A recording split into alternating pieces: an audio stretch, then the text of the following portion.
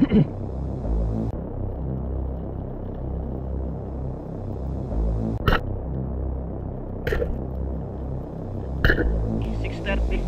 Ganda ng sunset dito.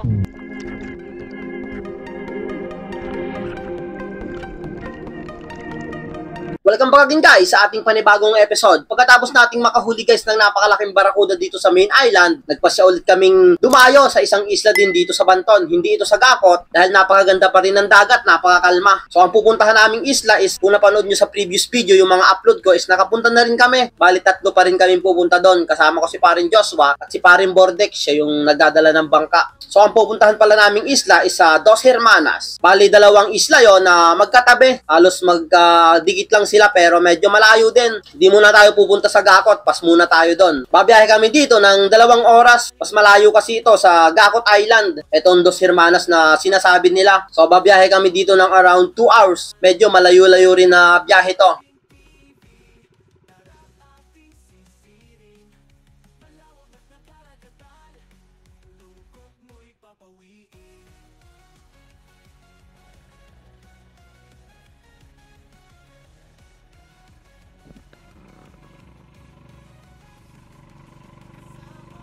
Pagkalipas ng halos 1 oras guys, eto, narating na namin itong isla. Ito yung malapit sa Banton. Hindi kami dito pwesto, gawang walang buhangin dito. Mahirap magpwesto dito kasi may bangka kami. Ang pwestohan namin is dun sa isang isla. Pupunta kami doon. May buhangin kasi doon. Etong isa is walang buhangin dito. Puro bato, puro pangpang. Kaya doon kami magpwesto sa isang isla. Halos tatakbo pa kami dito ng 30 minutes bago marating yung kabilang isla.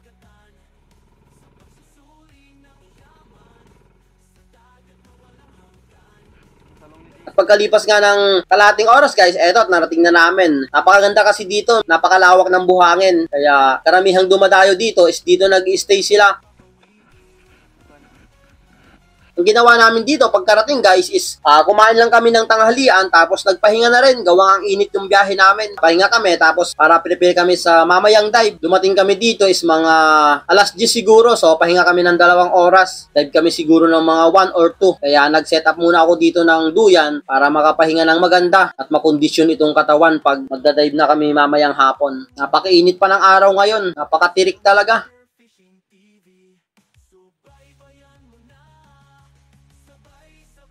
Makalipas ang 2 oras guys, eto, nandito na kami sa dagat, preparing na para sa spearfishing activities natin. Kaya alod muna tayo ng spear gun para along the way, makita man tayo ng isda, ready na to spear it. Spear gun loaded, let's go! Ito yung unang dive ko ngayong hapong ito. Antay tayo kung anong lalapit dito.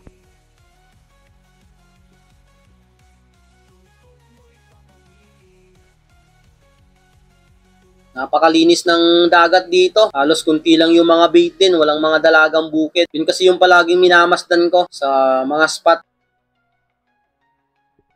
Ilang segundo pa ang lumipas, eto't nabigla ako. Nandito pala yung mga slick unicorn at ang dami nila. Kaya antayin natin to kung lalapit talaga.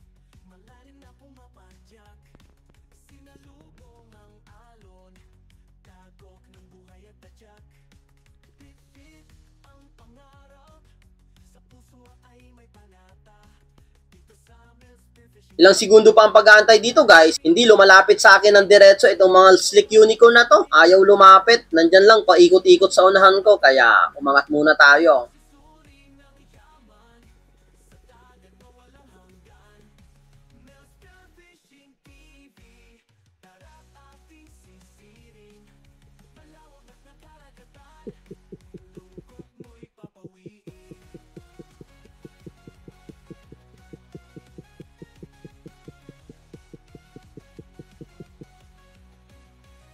Dito sa pangalawang dive ko, nandito naman ulit sila, lumapit ka agad.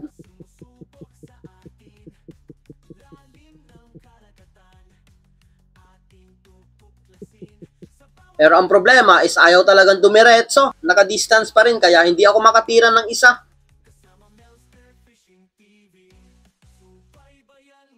Ayun, biglang lalayo, tapos biglang babalik. Hindi talaga yung didikit sila sa akin para makahuli tayo ng isa. Ang dami pa namang slick unicorn na to. Ang ganito kasing isda, pag magpapahuli talaga is, kanina pang unang dive tayo nakahuli ng isa. Pero ayaw talagang dumikit sa akin, kaya angat muna tayo para makapahinga sa susunod na dive. Ito na yung pangatlong dive natin dito sa spot. Antay ulit tayo ng Slick Unicorn kung nandito pa sila.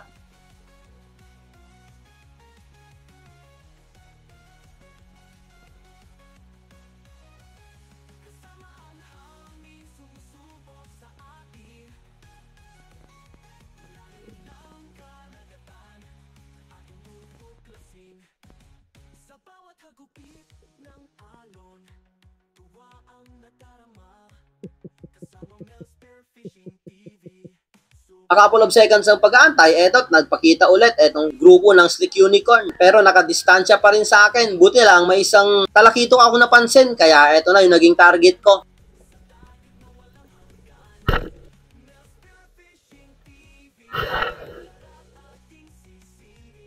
Unang isda natin, halos 1 kilo na rin itong size na ito ng talakitok. Kaya goods na para sa unang huli natin dito sa Dos Hermanas. Unista natin. Ayaw lumapit ng mga Slick Unicorn. Pagkatapos kong ma-secured yung talakitok guys, is lumipat na ako ng pwesto. Nag-dive pa naman ako dun sa mga Slick Unicorn. Kaso nga lang, wala na talagang lumapit. Ayaw talaga. Nandun lang sila sa unahan ko. Hindi talaga nagdediretso sa akin. Kaya lumipat na ako ng pwesto.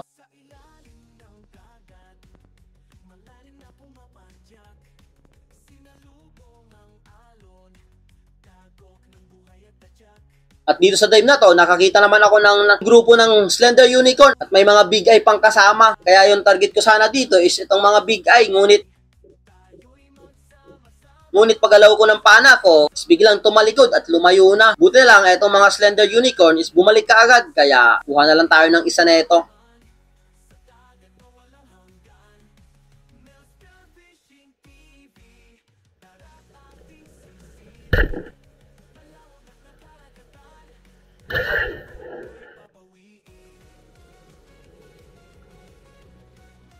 Pangalawang isda pa lang natin, halos magdadalawang oras na kami nagda-dive dito. At least okay pa rin to, may huli pa rin.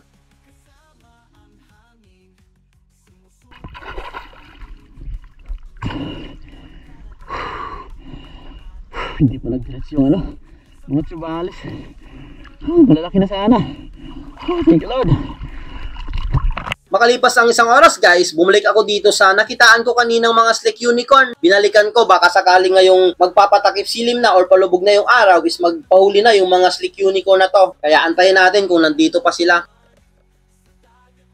Nag-aantay naman tayo dito ng mga gandang isda kaya sa mga dogtutuna, mamsa or tangigi man lang. Pero wala talaga nagpapakita. Kaya tsagaan na lang natin itong mga Slick Unicorn na to at nandito na sila.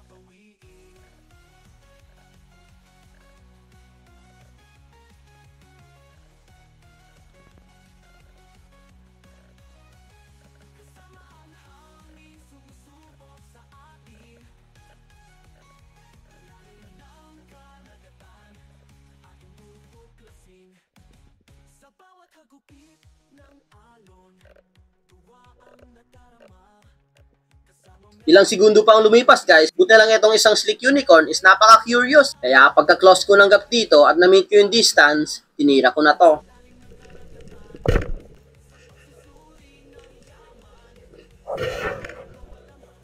Ito pa lang yung pangtatlong isda natin ngayong hapong dive na ito dito sa Dos Hermanas. Halos mag 3 hours na din kami nagda-dive dito. Wala talaga, matumal. Okay. Ulit isda pa lang natin. Alasing ko na. Thank you Lord. Pagkatapos kong mabigay itong Slick Unicorn guys sa bangkero ko is ang dami ko ng dive na nagawa dito pero wala na talagang nagpapakita. Yung mga Slick Unicorn is nawala na rin. Humilap na sila nung pagkahuli ko nung isa. Kaya antay na lang tayo kung anong lalapit pa dito.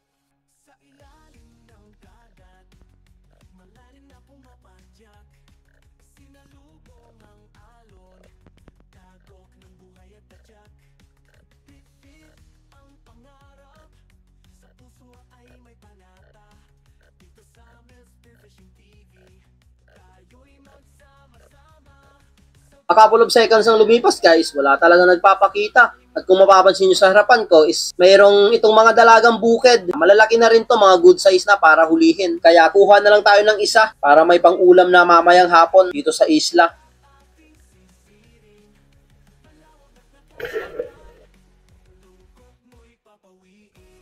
Eto't bumalik ulit ako dito sa ilalim kung saan nahulihan ko ng dalagang bukid. Ganon pa rin, hindi na talaga nagpakita yung slick unicorn. Nabulabog na talaga nung pagkahuli natin ng isa. Kaya dito sa dive na to, imbis na umangat ako at umulam kami ng sardinas, pagkaahon namin dito is kuha na lang tayo na itong mga good size na dalagang bukid. Mas masarap to kaysa sardinas. Yung kasama ko is kumuha na rin ng ganitong isda para may pang-ulam na kami.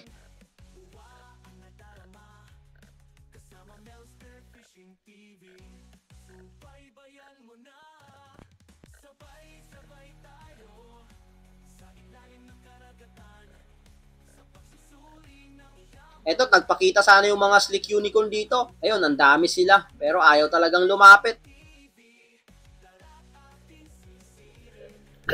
Pagkatapos din ito guys, umuwi na rin kami. Bumalik na kami sa tutulugan namin mamaya. Umahon na kami. Alas 6:30, 6:30. Ganda ng sunset dito. Ito lang yung nahuli. 3 pirasong malalaki. Isang slender,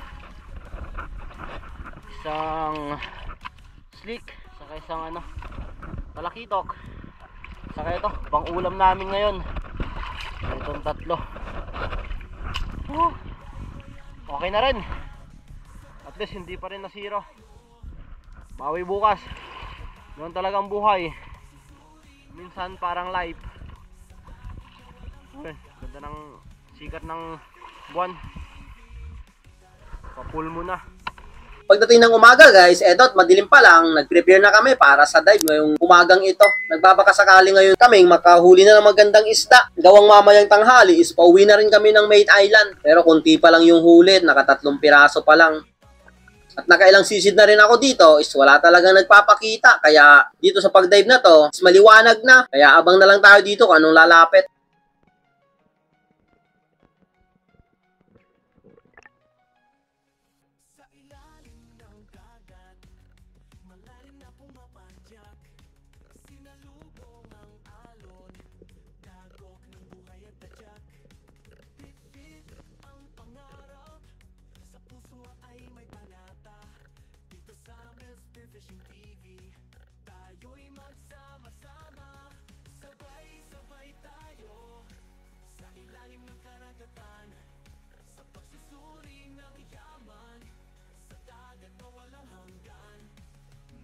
Eto, may palapit naman sa akin. Kaso nga lang, pating ang lumapit sa akin. Ayun, natakot pa pagkaharap niya sa akin. Nakakita siguro ng pogi dito sa ilalim ng karagatan.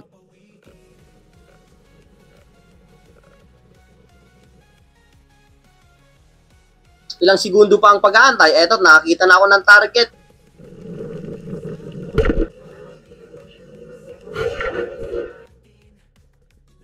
At eto, naging unang isda natin ngayong umagang dive na ito. Halos nasa 1 kilo na rin to, kaya goods na goods na. Pandagdag sa huli natin kahapon, kaya another dive tayo.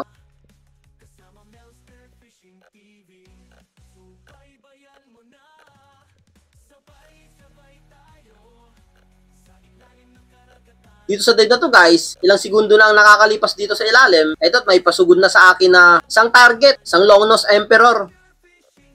Akala ko dito, dedire-diretso na sa akin. Ngunit pagalaw ko ng konti ng pana ko, ayun, biglang lumiko na naman. Kaya huwag pilitin ng ayaw, hayaan na lang natin. Makalipas pa ang 2 oras guys, eto, nandito na ako sa kabilang gilid. Halos malibot na namin itong isla ng Kalalangoy, pero wala talagang nagpapakita. Kaya ganun talaga sa dagat, pag wala talagang isda, is tiyagaan lang talaga. Sabi nga ng iba, kung wala kang tiyaga dito, is wala kang lalagain. Ang ginawa ko dito is nagpipripo lang ako, hindi ako sasagad, hindi ako mag-aambos. Gawang malalim na spot to at hindi ko pa kabisado. Kaya ang ginawa ko dito is pripo lang.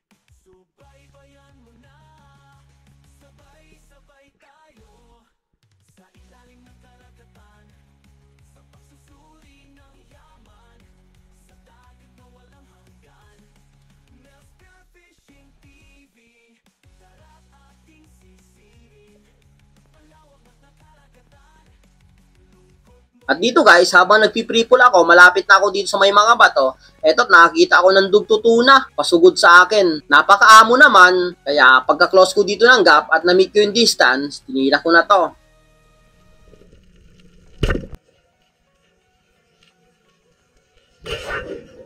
Pangalawang isda pa lang natin, halos magtatatlong oras na kaming nagda-dive. Pagkatapos din itong dive na to guys, nakailang dive pa naman kami, nag-dive pa nga kami nung tanghali. Ang problema is wala na talagang nagpakita. Napakadalang talaga ngayon ng isda dito sa Dos Hermanas. Hindi timing yung pagpunta namin dito sa island.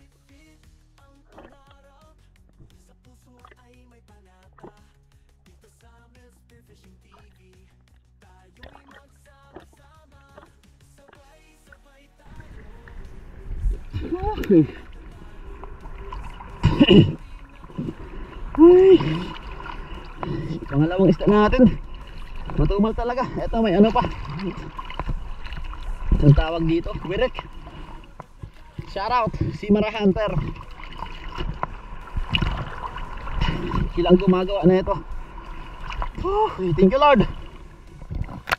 Pagkatapos kong ma-secure itong dugtutuna guys at binigay ko sa aming bangkero, nag-dive pa naman ako pero wala na talagang nagpapakita. Shoutout nga pala kay Alfredo Akin, Melo Amoris, Charlie Larasi, Gina Alcantara, J. Sasam TV, Pamilya Pamor, Ali Punos, Jimmy Bayona, Rodel Family, Nelda Tabuena, Jose Tabuena, Ani Rosal, Anthony Antonio, Richard Mesias, Esquira Family, John Vincent Iliagas, Fernando Lacasandili, Chad Prince Adalim, Danilo Adalim, Rene Barsolosa, Brian Pagkaliwaga, Nestor De La Rosa, Irwinito Maduro, Tol AJ Moto, Caloy Grigo, Family Alcones, Romeo Alcones, Richard Mirabiti, Montijas Family, Lester Ian Bernal, Erwin Malayan, Brandon Zelda, Jory Muster, Johnny Heistin, Ramibi Peligro, Marvin Divara, Gonzales Family, Reyes, Atlas, Julito SCTV, Aldrin Encio, Rain Labustro, Nexon Itson, Milagrosa Dios, Lore Abidal, Dennis De La Cruz, Jonathan Andicoy, Jobber Channel, Dino Manungay, Pancho Pantino, Mikael Mejia, Salonga Family, Arnolfo Travel Adventure, Jonor Imbansang, Marlon Hamisola, Ariel Tabayang, Rosana Villahermosa, Rapi Bantilan, Bea Ropez, Pablo Alaw, Helson Ortuja, Joseph Janea, Patrick Pahalya, Faith Burunis, Felix Lumagdang, Lito Labadya, Arban Liuberas, Gemarlo Siranyas, Joseph Cordero, Rolly Mix TV, Tingala Family. Maraming salamat po sa inyong lahat. At pagkatapos din na itong dive na to guys, sumakay na ako sa bangka at umuwi na rin. So kunting-kunti lang talaga yung nahuli namin dito sa pagdayo sa Dos Hermanas. Pero okay na rin at least safe na safe pa rin kaming uuwi sa kanya-kanyang pamilya namin. Walang nangyari sa amin at may nag-aantay sa amin na mga pamilya sa main island. At nag-aasa kaming makabalik na walang nangyayari sa amin kaya ayos na. So binenta naman namin yung mga isda guys is nakatig 560 din kami yung kita namin sa pagdayong ito. Kaya okay na rin. So hanggang dito lang muna guys yung video natin hanggang susunod nating episode. Maraming salamat sa inyong lahat sa walang sawang patuloy na sumusuporta sa munting channel ko. God bless you all po hanggang susunod nating episode. Alright!